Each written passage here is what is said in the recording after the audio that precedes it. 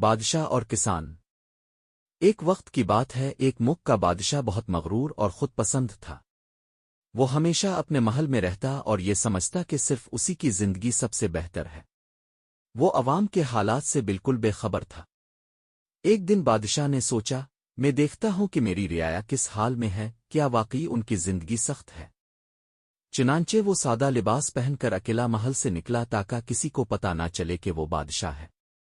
راستے میں اسے ایک کسان ملا جو زمین پر ہل چلا رہا تھا۔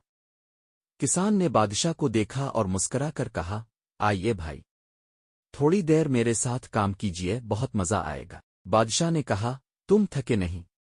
یہ دھوپ، یہ سخت محنت؟ کسان ہنس کر بولا، تھکن کیسی؟ جب پیٹ بھر کھانا ہو، دل میں سکون ہو اور کسی کا حق نہ مارا ہو تو انسان خوش ہی رہتا ہے۔ بادشاہ کو بہت حیرت ہوئی۔ اس نے پوچھا، تمہیں تو بڑی مشکل زندگی گزارنی پڑتی ہے، پھر بھی خوش ہو؟ کسان نے کہا، جناب، محنت کی کمائی میں برکت ہوتی ہے۔ ہمارا دل صاف ہے، نہ کسی سے حسد ہے، نہ کسی کا مال چاہینا ہے، اس لیے ہم خوش ہیں۔ بادشاہ بہت متاثر ہوا۔